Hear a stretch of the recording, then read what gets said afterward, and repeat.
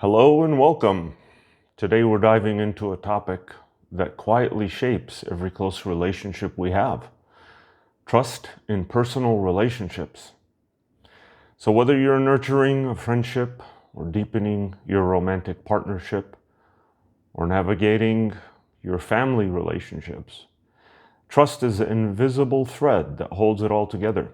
In this talk, we're going to explore what truly matters in personal relationships, trust, how it develops, why it sometimes breaks, and most importantly, how you can build and maintain it with the people that matter most to you.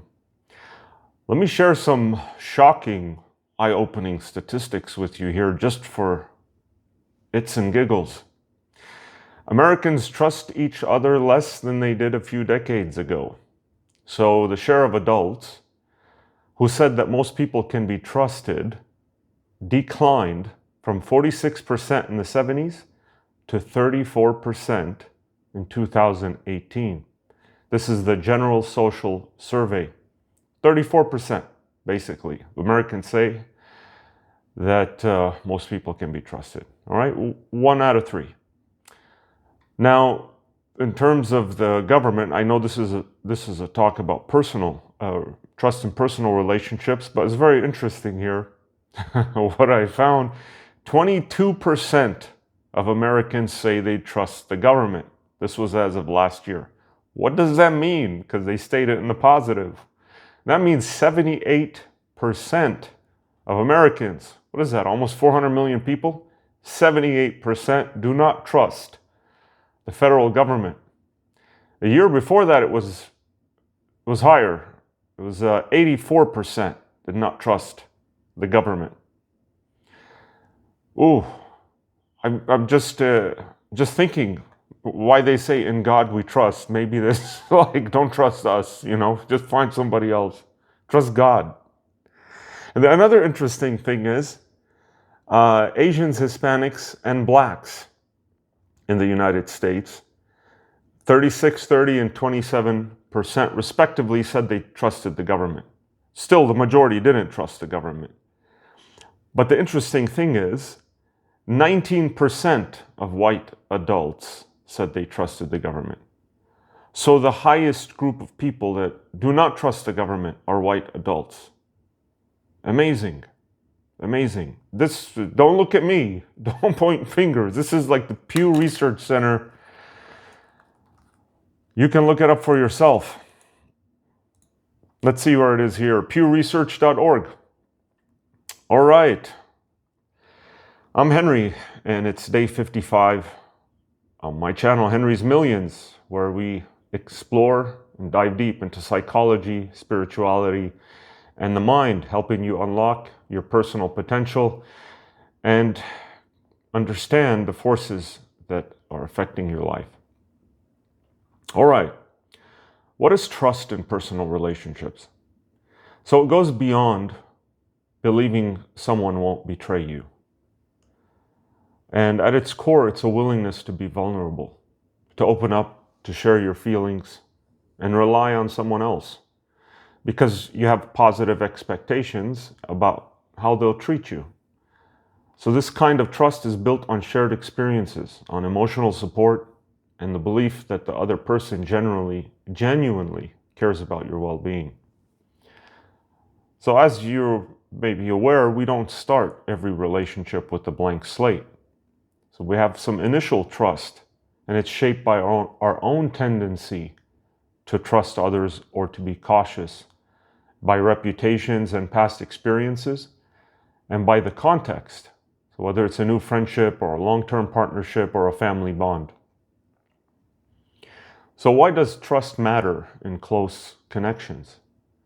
It's the foundation of intimacy, of safety, of growth in personal relationships. And when you have trust, we feel safe to be ourselves, to share our hopes, our fears, and our dreams with another person.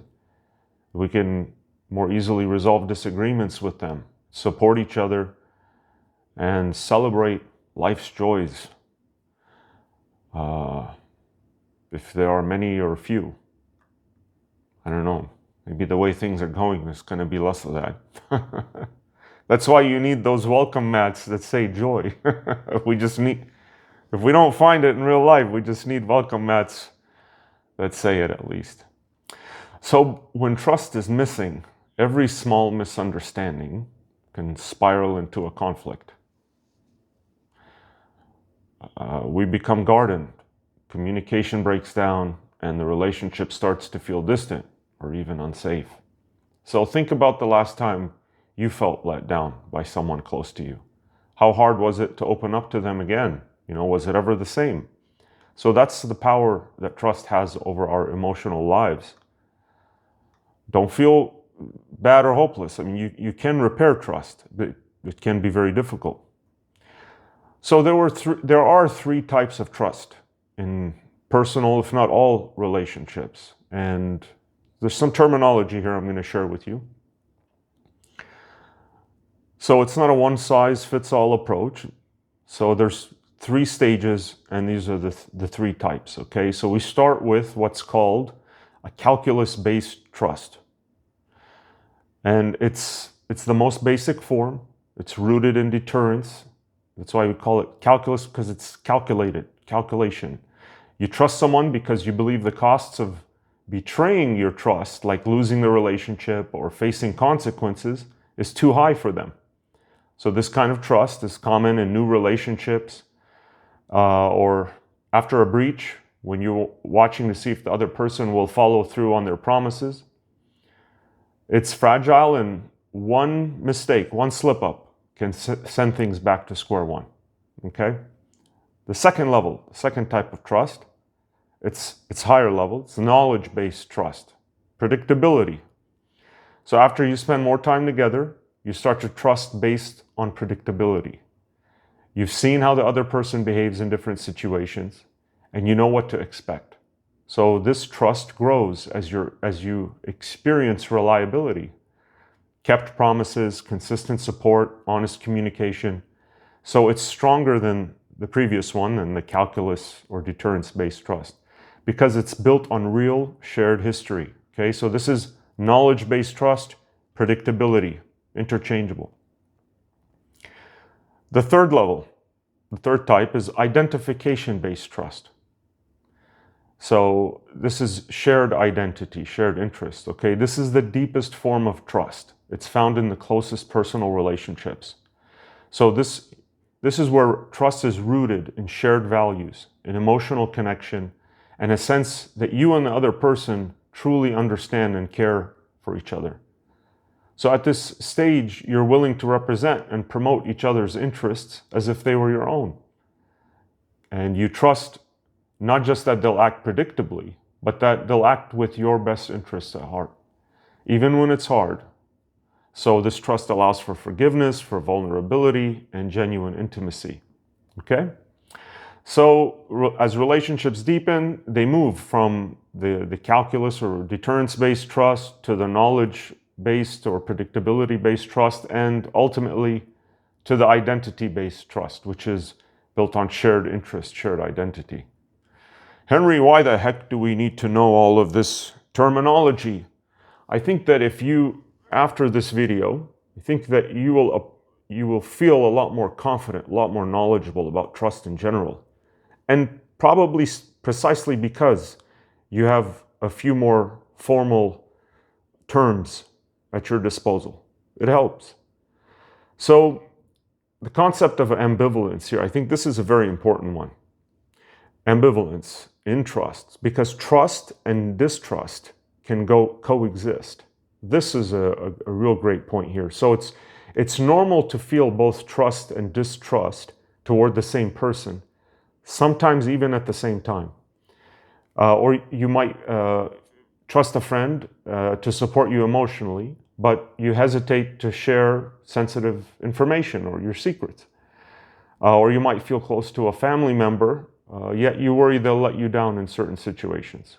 Okay, so you can have trust and distrust at the same time for the same person, perfectly normal. So and this ambivalence is part of what makes personal relationships complex. So it's normal to have these mixed feelings, and it helps us healthy boundaries. It can communicate openly and navigate ups and downs without expecting perfection from ourselves and others. Perfection, oh, a terrible term. I'm not perfect, nobody's perfect. We couldn't be farther from perfection. All right, so how does trust develop and change over time? It's a very dynamic thing. Early on, trust is shaped by first impressions, by reputations, and by small acts of reliability or disappointment. Most relationships are based on small acts, small things. It's rarely these major things. And I have just recently been talking about this with people I know. It's like all of our relationships are based on these small events, small things, small instances. So that's what we're talking about here. So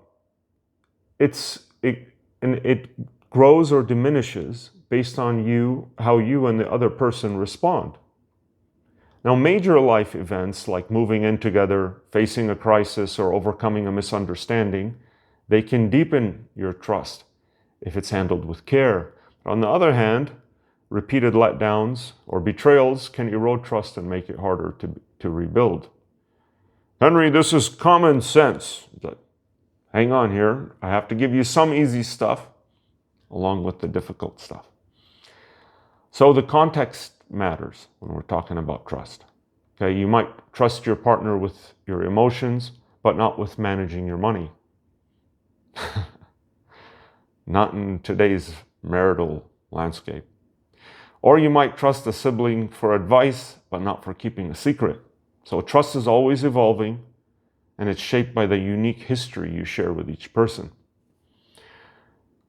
So now on to building and maintaining trust in personal relationships. How do we build strong, lasting trust with the people that matter the most? I'm going to give you some key steps. All right. First, be consistent and reliable. Do what you'll say you'll do and follow through on promises, whether it's big or small. Okay? That's number one. Communicate openly and honestly. So you share your thought, share your thoughts and feelings, and listen without judgment. Next is admit mistakes and make amends. Ooh, that's a tough one. You know how many people I know that will not admit when they make a mistake? Accountability is such a big thing. Some people are just terrible at that. I hope none of them are watching. So admit mistakes and make amends. So when you mess up, own it. Apologize sincerely and show you're committed to making things right. I'm still waiting on some apologies, but I'm not holding my breath. Show empathy and understanding. So you try to see things from the other person's perspective and you offer support when they need it. Next is invest in the relationship. Spend quality time together. Create shared memories and show appreciation. And finally, recognize and manage the ambivalence. So it's normal to have mixed feelings. Talk openly about them if you can, and set boundaries when needed. Ooh, people love to set boundaries today. Everyone and their mother are setting boundaries. So trust is built in the small moments. Showing up, being present, choosing honesty, even when it's uncomfortable. And what about when trust breaks down? What do we do then, Henry? Trust violations in personal relationships obviously feel terrible. The immediate impact is hurt, anger, withdrawal. And over time, these repeated breaches of trust, they can lead to distance, to resentment, and even end a relationship. But the good news is you can repair trust. Depending on what it is, some things are beyond repair, but each person's different. The process isn't easy and it takes time, but with genuine effort, relationships can heal and sometimes even become stronger than before. Not because you learn to ignore or have selective memory, but you work through it. So repairing the broken trust. When it's broken, how do we repair it? What's the path to healing? We want to heal. So when trust is broken, here's how you start to rebuild it. Let me give you six things, okay? Acknowledge the violation. Admit what happened. Don't minimize it. Justify or deflect the blame. I know someone out there that loves doing this kind of stuff. Don't minimize, justify, or deflect blame, okay? Have to admit what happened. Next is apologize sincerely. Take responsibility and express genuine regret for the hurt that you caused. I'm not saying you did, but whoever it is out there. Apologize sincerely. Apologies are great. Next is explain the circumstances. So be honest about what led to this breach of trust, this violation. But don't use explanations as excuses. Don't use them as excuses. Just explain the circumstances. Next is make amends if possible. So offer to repair the harm, whether through actions, gestures, or changes in behavior. I had some videos that I made about forgiveness and self-forgiveness. They are great. Go back and listen to them because we talk about this, reparations, the possibility of reparations. In self-forgiveness, you don't have that opportunity. But in forgiveness in general, that does come up. Okay, so make amends if possible. And then demonstrate change over time. This is important. So you have to consistently act in trustworthy ways to show you've learned and grown. And no, growth doesn't come through gratitude. That's nonsense. I've seen it. I've seen everything online at this point. You have to demonstrate and show that you've grown. No lip service appreciated here. And finally, give it time. So trust is rebuilt slowly through repeated positive experiences. So forgiveness and commitment to the relationship are essential. Ooh, that's a big one. I have a video on forgiveness. Just search for it on my channel. It's essential. Forgiveness is essential. Sometimes it helps to talk openly about what's needed to feel safe again and to create new agreements or boundaries. It's a woman's best friend. Boundaries. Some of them are as high as the Great Wall of China. I don't know if men have this kind of, I don't think men have this kind of boundaries. I'm not saying it's bad, it's fantastic. More power to you. Just making some light observation here. So how do we manage distrust in ongoing relationships?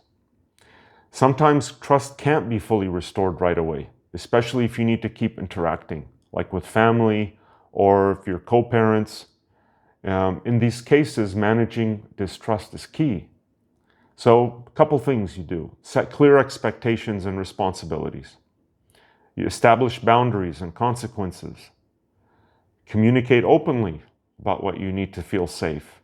And you develop alternatives or backup plans if the trust is still shaky. Okay, so these 4 things are going to help you keep a relationship functional if you need them, even when the trust is being rebuilt. So what's the role of emotions and attributions here, okay, just for a moment. So emotions play a huge role in trust. And positive feelings like gratitude, like affection, that's a trigger word for me, this gratitude. I did a video as a reaction to Andrew Huberman's I think I will say outlandish claims about this positive health effects of gratitude. I think he went overboard with it, but you might want to look at that video. It's very good. So positive feelings like gratitude, affection, and happiness, they help build trust, while anger, fear, or jealousy can erode this trust. How you interpret the other person's actions, their motives, their intentions, their explanations, it also matters. So in high trust relationships, we're more likely to give each other the benefit of the doubt during conflicts. It's like when you have a favorite sister, favorite brother, or best friend, right? You give each other the benefit of the doubt. And that definitely helps preserve the bond. So a couple of practical tips I want to give you for building trust in your relationships, okay? You can start using these today. Hope you do. Be consistent and reliable. That's great. Consistency is great. Reliable. Communicate openly and honestly. Admit mistakes and make amends. Show empathy and understanding. Invest in your relationships. Okay? Trust grows with time and shared experiences. And talk about your feelings, even the mixed ones. And set healthy boundaries. I don't expect men to be talking about their feelings with each other. I mean, you can if you like to, but just in general, it's there if you need it.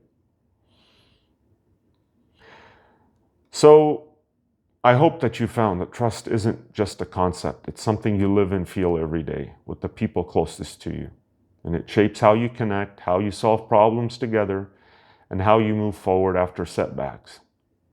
So you know that when you've got trust, you're more willing to open up, to collaborate, to take chances that lead to real growth, not through gratitude. And when trust is missing, even the simplest interactions can become overly complicated. Some people love to complicate things. So if there's one thing you can take away from this video, besides the ambiguity, besides knowing that it's perfectly normal and expected to have trust and distrust for the same person at the same time. Trust is built moment by moment through small choices and honest conversations. So it's about showing up, making amends when you fall short, and investing in people that matter the most. So thanks for joining me today, and if this talk resonated with you, I'd love to hear your thoughts in the comments. And don't forget to like and subscribe for more insights on psychology and the mind. And today's talk is based on Roy J. Lewicki's book, The Handbook of Conflict Resolution, Chapter 4, Trust Development and Trust Repair. It's a great book, Handbook of Conflict Resolution. I highly recommend this for anyone interested in understanding the deeper dynamics of trust in relationships. All right, let's keep the conversation about trust going, and I'll see you on the next one.